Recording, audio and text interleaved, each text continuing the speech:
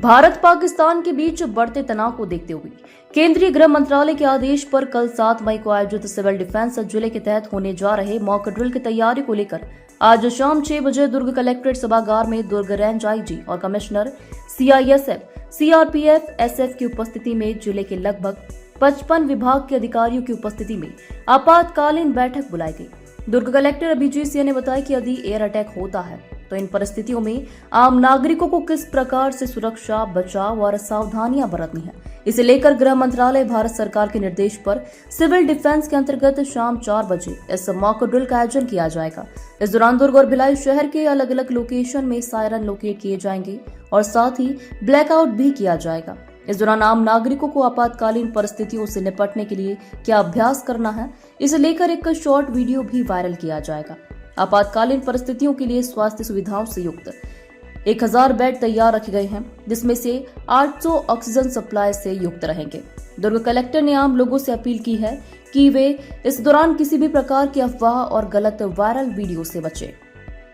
भारत सरकार गृह मंत्रालय के निर्देश पर जो है देश भर के लगभग 244 जिलों में सिविल डिफेंस मॉक ड्रिल का आयोजन किया जाना है। आज इसी के संदर्भ में दुर्ग जिला कलेक्ट्रेट सभागार में जो है एक आपातकालीन बैठक बुलाई गई, जिसमें दुर्ग के उच्च स्तरीय मीटिंग में आईजी, कमिश्नर, कलेक्टर सहित जिले के लगभग 55 विभागों के अधिकारी इस मीटिंग में मौजूद थे। इस मीटिंग का उद्देश्य रहा कि यदि कलेक्टर ने बताया है कि यदि कभी एयर स्ट्राइक जिले पे होता है, क्योंकि दुर्ग के अंदर जो भिलाई शहर है एक संवेदनशील आर्थिक शहर माना जाता है, औद्योगिक शहर माना जाता है। इस उद्देश्य से संवेदनशील शहर के रूप में देखा गया है और इस भारत सरकार ने 244 जिलों में शामिल किया हुआ है, जहां पर इस सिविल डिफेंस का जो मॉक ड्रिल होना है इसके अंतर्गत जो है यहाँ पर कल 4 बजे के लगभग इस मॉक ड्रिल का आयोजन किया जाना है, जिसके लिए जो है जिला प्रशासन की ओर से तैयारियां पूरी कर ली गई है।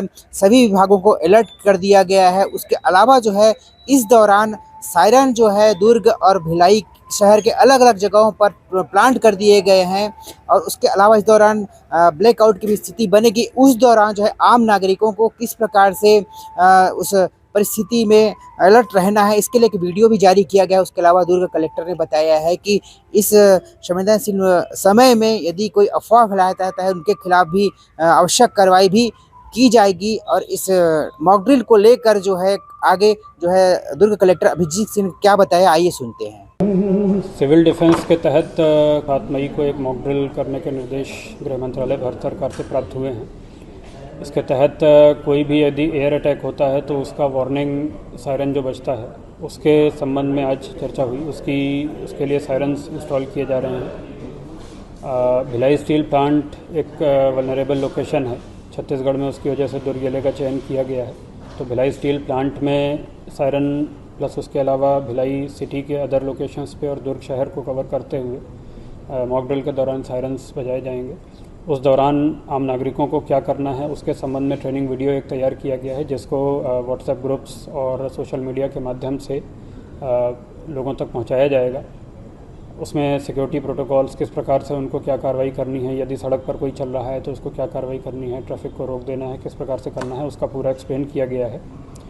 तो उस वीडियो को फैलाया जाएगा। सभी आम जनता से अपील है कि जिस समय ये मॉक ड्रिल हो, जिस समय सायरन की आवाज़ आए, तो उस समय उस वीडियो में जो भी आप लोगों को एजुकेशनल पर्पज़ के लिए बनाया गया है उसको फॉलो करें और जैसा जैसा निर्देश उसमें है उसका पालन करेंगे तो हमारी एक प्रिपेयर्डनेस बेटर होगी।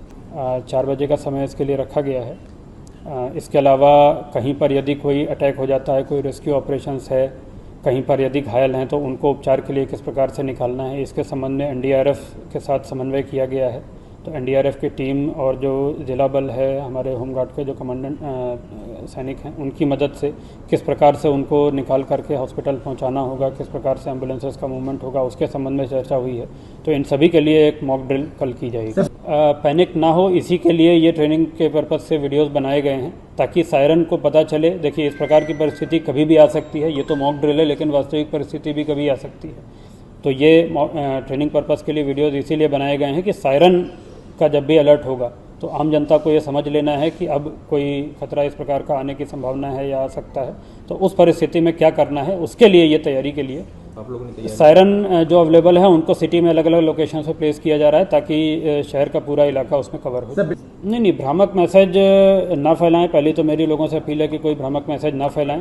प्रशासन के द्वारा जो वीडियोस बना करके सर्कुलेट किए जा रहे हैं केवल उनको फॉलो करें, और यदि कोई इसमें कोई भ्रम फैलाने की या अनावश्यक पैनिक फैलाने की कोशिश करता है तो उस पर फिर नियमानुसार वैधानिक कार्रवाई होगी। फोर्सेज में हमारे पास एनडीआरएफ की टीम है यहाँ पर, इसके अलावा सीआईएसएफ की टीम है, हमारा एसडीआरएफ की टीम है, होमगार्ड के जवान हैं और पुलिस के जवान हैं। तो इन सभी का आपसी समन्वय किया गया है। कॉमन कंट्रोल रूम तैयार किया जाएगा जहाँ से सूचनाओं का आदान प्रदान होगा। मेडिकल फैसिलिटीज़ के बारे में आपने पूछा तो हॉस्पिटल्स और हमारे डिस्ट्रिक्ट हॉस्पिटल, सिविल हॉस्पिटल और मेडिकल कॉलेज हॉस्पिटल यहाँ पर मिलाकर के लगभग 1000 बेड्स हैं, जिसमें करीब 800 बेड्स में ऑक्सीजन सप्लाई भी है। तो इन सभी को प्रिपेयर्डनेस मतलब अलर्ट मोड में रखा गया है, और रेस्क्यू ऑपरेशन के जो ड्रिल होंगे उसमें उन सभी का भी उनके भी परीक्षण किया गया। तो किस रूप में देखते बीएसएफ के अधिकारी आए थे? सेंट्रल फोर्स थी, सीआईएसएफ के थे। सीआईएसएफ के यहाँ पर ट्रेनिंग एकेडमी है और सीआईएसएफ के बल यहाँ पर रहता है, तो उनसे और भिलाई स्टील प्लांट की सिक्योरिटी में भी वो लोग तैनात हैं, तो उनसे भी समन्वय करना होगा क्योंकि भिलाई स्टील प्लांट अपने आप में एक वल्नरेबल लोकेशन है। सर कितने स्तर पर जो है मॉकड्रिल होनी है?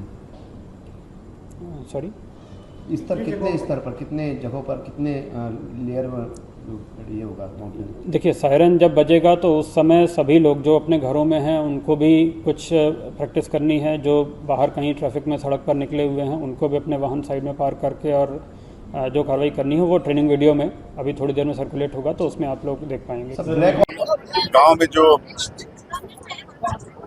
आतंकवादी घटना घटी और जिस तरह से आतंकवादियों ने निर्दोष और निहत्थे लोगों के ऊपर गोली चलाकर और वो भी धर्म को पूछ कर उनकी हत्या की, और इस घटना की जितनी निंदा की जाए कम है। और उसमें छत्तीसगढ़ भी अपना एक बेटा खोया और पूरे देश से करीब 26 लोगों को हम लोगों ने खोया, और ये पाकिस्तान का बड़ा दुस्साहस है। इसके पहले भी दुस्साहस किया तो उसका जवाब ईंट का जवाब पत्थर से मिला, सर्जिकल और एयर स्ट्राइक किए, लेकिन फिर भी पाकिस्तान ने दुस्साहस किया है। तो हमारा देश, हमारे आदरणीय प्रधानमंत्री जी इसमें कड़ा एक्शन ले रहे हैं और आगे और भी कुछ कड़ा एक्शन होने वाला है।